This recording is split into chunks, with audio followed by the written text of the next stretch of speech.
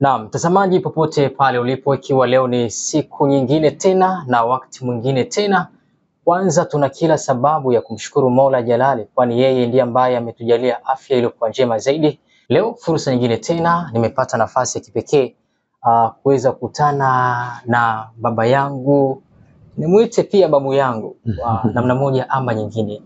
Ataweza kwanza kujitambulisha majina yake na baada ya hapo twende kila ambacho kimetufanya kuweza kukutana naye. Baba yangu, assalamu alaikum warahmatullahi wabarakatuh. Wa alaikum salam. Vipi hali? Alhamdulillah.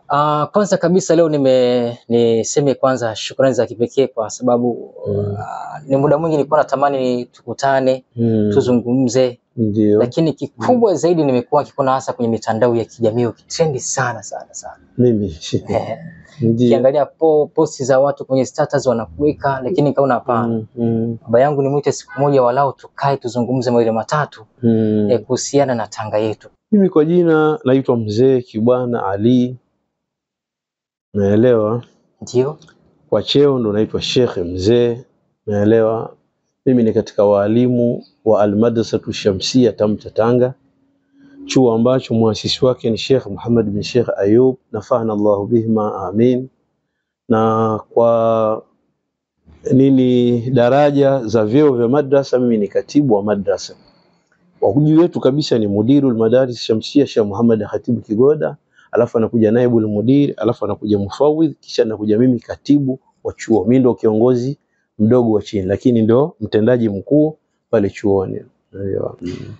Asante mtazamaji, bila shaka utakuwa umempata vyema zaidi kwa yale ambao kumekuwa ukimfuatilia.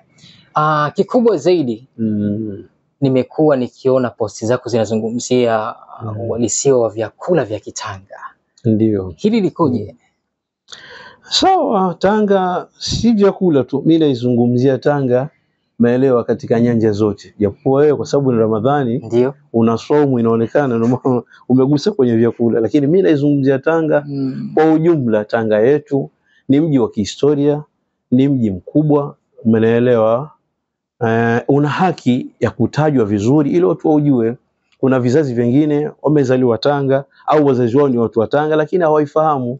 Kwa hiyo unapopata fursa, anasema Sheikh Muhammad al-Habshi, alamatul iman hubbul watan. Alama ya iman ni kupenda mji wako, umeelewa? Sahihi. Sasa mimi siwezi kusifia Mwanza, sikujui, sijawahi kufika, sijawahi kukaa, sijawahi kuishi, umeelewa? Na waombea Mungu watu wa Mwanza, lakini mimi nitaisifu Tanga kwa sababu mimi niko Tanga, nimekulia Tanga, nimezaliwa mkoa wa Tanga huu, umeelewa? Nimekulia Tanga mpaka hivi leo niko Tanga na nitakufa Tanga, pengine sijui, Allahu a'lam. Ndio bwana. Tanga ina historia kubwa sana, nyingi, lakini kwa kusema kweli ili Tanga uipe hadhi na heshima sana uzungumzie Uislamu. Ndio. Ustaarabu wote unaoona Tanga unatokana na Uislamu. Huo ndio ukweli. Umeelewa? Tanga imekuwa ni mji ambao una amani sana. Watu wa Tanga wana haya sana, kiasi ambacho paka tunaitwa, wanatukana wazazi wetu, wanaitwa watu wa Tanga ni wajinga. Sio kwamba ni wajinga, wana imani ya dini sana. Na ndio maana hawako tayari kumfikisha mtu mwisho, umeelewa? Watasamea hata kama unawaonea. Lakini kwa kweli watu wa Tanga, mji wa Tanga ni mji wa kihistoria kubwa hasa katika dini. Na kuna baadhi ya watu wasema watu wa Tanga mamwinyi hawataki kufanya kazi. Sio kweli. Watu wa Tanga wanafanya kazi. Kazi tunazozifanya sisi na wanazofanya wazazi wetu, wao watu wa Kibara wakuzifanya. Sahihi. Watu wa Tanga usiku waenda vua baharini. Upo asubuhi wakija wenyewe washauza samaki wao, wana pesa zao, wakaa wacheza madhumna, umeelewa, wacheza madraft, lakini washachuma usiku kucha. Wewe ambaye usiku kucha umelala, asubuhi lazima uende ofisini ukachume, lakini wao washachuma usiku kucha. Mbona waambia ni wavivu? Una mvivu akafanya kazi usiku? Hapana. Sio vivu watu wa Tanga. Watu wa Tanga ni watu wa kazi, na wale ambao wameamua Tanga kweli kusoma, alhamdulillah, katika kitu ambacho Mungu amekijalia siri ya Qur'ani, mtu yote anaposoma Qur'ani anakuwa na akili kubwa sana. Angalia elimu ya sekula ambayo tuambiwa watu wa Tanga wa kusoma, lakini tafuta mtu wa Tanga ambaye ameisoma elimu ya sekula, haki ya Mungu renki zetu ziko juu sana. Maelewa vizuri kwa sababu ya kutukana na nini? Na Qur'an, nature ya Qur'an. Qur'ani ni fatihi ya ulumi zote. Ukijua Qur'ani kila elimu utajua. Mimi leo ukinifundisha hata urubani na kuendesha ndege sasa hivi, wala sichelewi. Madam naijua Qur'ani, basi naweza elimu ya aina yote ukinifundisha mimi nitaijua. Umeelewa vizuri? Pata vizuri. Lakini watu wanaisema Tanga kwa sababu hawajui siri ambayo imejificha. Siri ya Tanga ni Uislamu. Na ndio maana tunapendeza kwenye vyakula, kwenye tabia, naelewa. Ukija kina mama wake wazuri, wewe shoa. Nishaoa. Umeoa Tanga? Sijaoa Tanga. Umepata hasara basi. Ila kwa sababu tumepewa nafasi. Utaongeza watatu, wapili, watatu, wanne. Tumepata nafasi katika Uislamu, ina maana tutaongeza wawili, watatu mpaka wanne. Inshallah wanaongeza. Kwa kweli Mtume Muhammad sallallahu alaihi wasallam anasemaje? Khairun nisa'u Madina. Bora ya wanawake wake wa Madina. Umeelewa? Okay. Na mimi nasema khairun nisa'u Madina, khairun nisa'u Yaman. Umeelewa? Wa nisa'u Tanga. Wake wa sehemu hizi tatu bwana ni wake wazuri ukiwapata. Na zote ni kwa sababu ya Uislamu. Al-Yamani imesharafika ile, hata masharifu wengi wanatokea Yemen. Sahihi. Umeelewa? Una siri kubwa sana mji ule. Umeelewa? Na ndio Tanga sharafu ya ilmu imetufanyia vizazi vyetu vingi ni vizuri. Tupata msichana wa Tanga shekhe mwenye tabia za Kitanga, yani mwenye dini kwao, mwenye wazazi waliomfundisha vizuri dini. Shekhe umefaidi. Utastarehe tu alhamdulillah. Wanajua kupika, wanajua kuvaa, wanajua kupendeza. Mashaallah. Alhamdulillah. Wewe hujawahi kuona? Mtazamaji, mambo yakizidi kutabasame zaidi kutoka kwa baba yangu, babu yetu. Labda nimuulize kwa sababu na yeye huenda ananichagulia kheri zaidi kuhusiana na mwanamke wa Kitanga. Labda moja ya kabila lipi zaidi ambalo lenye wanawake wazuri? Inawezekana hii Tanga imegawanyika sehemu nyingi, umeelewa? Lakini hapo ofisini kwenu ndio, umeelewa, ndio chanzo cha Tanga. Wewe unajua lakini Tanga asili yake hapa Mkokwani. Hapa kulikuwa na wazee wa Kidigo hapa Mkokwani. Hapa Mkokwani. Kuna miti inaitwa mikwakwa. Inatoa matunda fulani hivi, umeelewa? Wanawapenda sana matumbiri na manyani. Inaitwa makwakwa. Ndio. Ilikuwa ni hapa Mkokwani. Na wenye utawala, wenye kumiliki shamba hili ilikuwa ni wazee wa Kidigo. Umeelewa vizuri? Wazee wa Kidigo ndio wakikaa hapa Mkokwani. Upo Nakupata. Kwa hiyo ukipata Wadigo, Wasegeju hasa ndio wamepata Tanga ile yenyewe mwita nini original sio ndio nini ile. Cream hasa ni Mdigo, Msegeju. Yaani ukipata Mdigo, Msegeju. Hao ndio wenyewe asili ya Tanga. Unaelewa? Hawa Wadigo, Wasegeju sana wanapatikana coast hizi, hii sehemu za bahari hizi, Mwambani, Mnyanjani, umeelewa, Ndumi, unakuja huku Monga, Veru, Manza, Boma, wapotele huko, umeelewa? Unakwenda paka Pangani, japokuwa Pangani kumechanganyika kidogo. Kule kuna Wazigua nao wameingia nao pia wapo kule. Umeelewa? Lakini na Mzigua aliozaliwa Pangani sio Mzigua aliozaliwa Handeni. Mzigua wa Pangani naye ni Mwinyi naye shekhe. Ujiandae. Ndio. Umeelewa vizuri? Alafu kuna Wadigo ambao wako katikati barabara na kwenda huku juu. Wote ni Wadigo wale. Umeelewa? Okay. Hao ndio asili hasa wa Tanga. Lakini kuna Wasambaa, Wazigua, Wabondei ambao Wasambaa na Wazigua asili yao ni Mbondei. Mbondei ndo ametoa Mzigua, ametoa Msambaa. Lakini wote asili yao ni Wazigua, umeelewa? Hawa nao pia ni watu wa Tanga kwa sababu hawa muamala wao wako karibu sana na Wadigo na Wasegeju. Okay. Wamekuwa na muingiliano tokea hapo asili Wadigo, Wasegeju kuingiliana na Wazigua na Wasambaa na Wabondei. Okay. Kwa maana hiyo Wasambaa wanachukua ufundi kwa au Wadigo na Wasegeju. Yaani inamaanisha Wasambaa ndio wanaochukua ufundi kwa Wadigo na Wasegeju. Hawa ndio wataalamu wao. Umeelewa vizuri? Ndio wataalamu wao sasa. Labda ulibahatika kumpata kati ya hao wawili? Nini kuoa? Mimi nikioa sana wa sehemu hizo. Okay. Wake zangu wote mimi ndugu zangu na wake zangu wote mimi ni katika makabila yao wamechanganyika Usegeju na Udigo na Uarabu. Tumepata Wadigo, Wasegeju. Hawa Waarabu walioleta Uislamu ndio walioleta ustaarabu mwingi. Na watu waliokutana nao ni hao Wadigo na Wasegeju. Okay. Umeelewa? Na ndio maana unaona kule Kilwa, Lindi, wako Mamwinyi nao kule pia. Kule wako Mamwinyi Sheikh, usije ukaona Wadigo na Wasegeju kule Kilwa, Mtwara, Lindi huku wapo. Umeelewa? Kwa sababu Uislamu nao kule ulifika mapema. Kuna historia ndefu lakini nitahitaja kwa ufupi. Unaona hata ile Masjid Kiblatain unaosikia ipo Madina kule. Ndio. Ile Masjid Kiblatain duniani, unaelewa, ilianza kufika, ukiona sehemu yote kuna msikiti una vibula viwili, ujue Uislamu umefika zamani sana. Pale. Pale kwenye mji huo. Huko Kilwa Masoko. Pale Lamu kuna mji unaitwa Siuni. Ile Lamu iliyotangaa sana, afu kuna mji mwingine unaitwa Siuni huko ndani kabisa. Upo Masjid Kiblatain.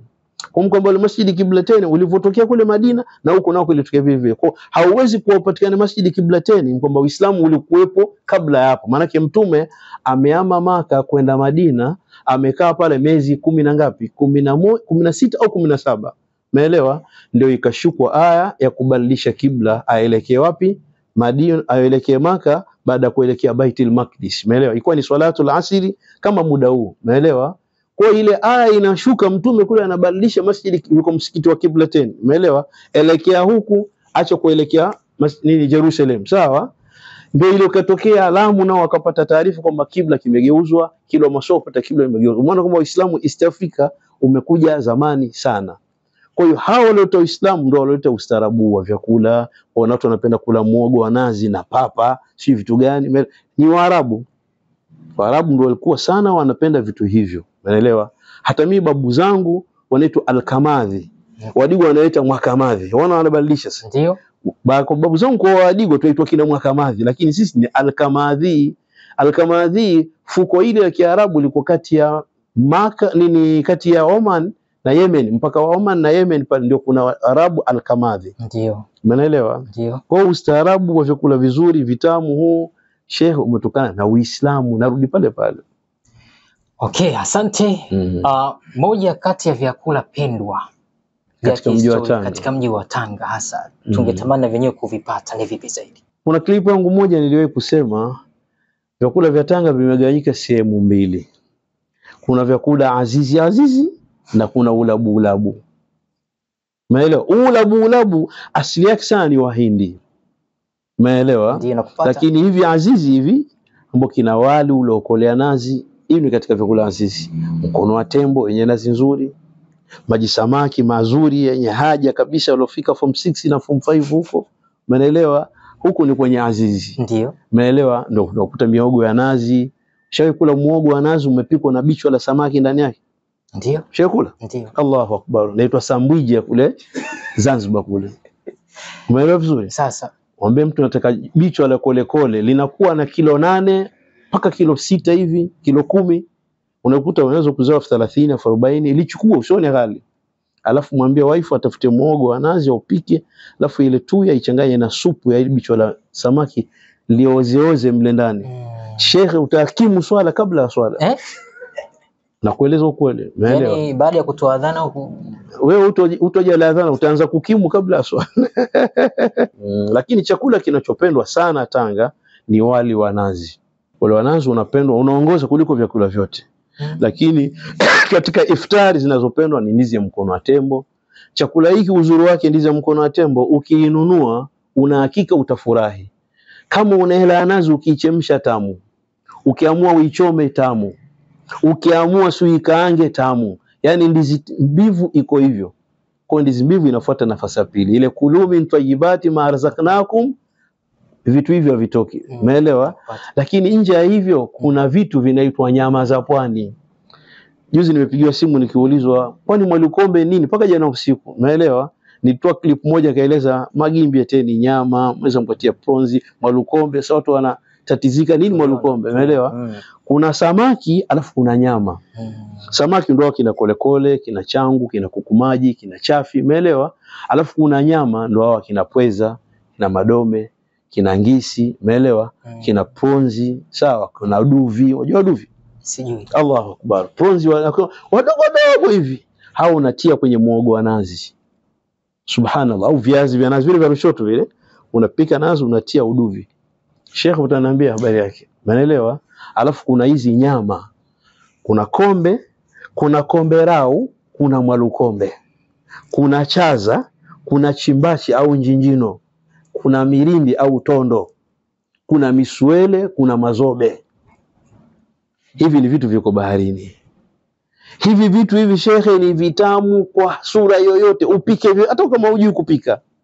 Hivi vitu vitamu. Viko baharini.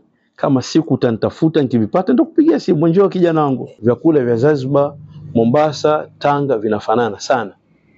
Tofauti tu maelewa utakuta Tanga hii swala la nazi Umeelewa? Wanalitumia vizuri sana. Na Mombasa. Zanzibar kidogo kuna changamoto kidogo swala la nazi. Umeelewa? Lakini vyakula vyao vyote vinakaribiana, havina tatizo. Kulikuwa na mama yangu marehemu, Mungu amrahamu, afariki. Mungu amweke pahala pazuri. Huyu mama ilikuwa akipika mikate hata 80 inajipanga hivi. Yote ina rangi moja. Yote ina kala hii moja, mikate ya kumimina. Na ina testi moja. Amefariki sasa. Hapo bara 9 wala sio mbali. Hao ndio watu wa Tanga. Siku moja tumealikwa na Mheshimiwa Januari Makamba, waziri. Nende na wenzangu pale madrasa kwenye bunge la Tanzania. Wakati tunarudi kuna mwanafunzi wangu Morogoro akatukaribisha futari. Kwa Ramadhani kama hivi. Tukapikwa mkate wa kumimina. Nilivyoshika tu mkate wa kumimina nikamwambia huyu mpishi si wa Morogoro, huyu ni mpishi wa Tanga. Watu wakaanza kucheka. Ushaanza tabu yako. Hebu tueleze mzee. Vipi namba huu ni mtu wa Tanga na barabara nitazitaja. Ima Mombasa Road ama Pangani Road au mniambie huku Coast Mnyanjani, Kwale, Manza, sijui nini, Boma, mniambie. Lakini huu ni mtu wa Tanga. Basi yule kijana tukaribisha akaitwa, njoo bwana kuna mtihani hapo umetolewa kuna hela, hebu tuambie. Huyu mke aliyopika mkate wa kumimina kwa ni wapi? Sema mtu kwa Pangani. Unaona sasa. Mimi najua Sheikh. Siku kwenda Dar es Salaam iko hoteli moja nikaletewa vitumbua. Kaambia hivi vitumbua vyetu sio vitumbua hivi. Vitafuteni jina. Kitumbua kinakuwa na kitu inaitwa kufu. Unajua kufu? Ukingo. Kitumbua kinakuwa na ukingo hivi. Ukiona kitumbua kimekaa kama ya ila kuku ya ila bata, sio kitumbua. Ile tui ile ya nazi, sukari vyote vile vinajiweka kwenye ile kufu kwenye ukingo. Hicho ni kitumbua. Na hicho utakipata Tanga tu, wamekufa wapishi wao. Hapo lakini watoto wao jukuu zao mtani. Lakini ufundi si ule ambao sio kama ule wa zamani. Siku hizi eti mpishi afundishwa kwenye TV. Huyo mwenye TV ajua kitumbua. Ajua mayai tu, si mayai ya bata, si mayai ya nyoka yale. Sio vitumbua. Tumbo lazima kiwe na ukingo hivi umezunguka hivi. Ule mgumu ukiungata unaumia kama meno yako pigi mswaki vizuri. Kile ndio kitumbua. Na utamu wote uko pale. Mtazamaji, kwa hayo machache kupitia historia ya Tanga, mzee wetu ameweza kuyadavua kwa uchache kidogo. Next time, wakati mwingine tena tutakapoweza kukutana naye, tutaweza kufahamu mengi mazuri zaidi kuhusiana na Tanga yetu, kwa sababu ni mzaliwa wa Tanga, amekulia Tanga na mengi zaidi anafahamu kupitia Tanga hii ndani ya jiji la Mahabban wa Rahma. Mimi ni Nasir bin Nasir, cameraman ni Sam, mimi ambaye amekisha kila kitu kinakwenda sawa bin sawia.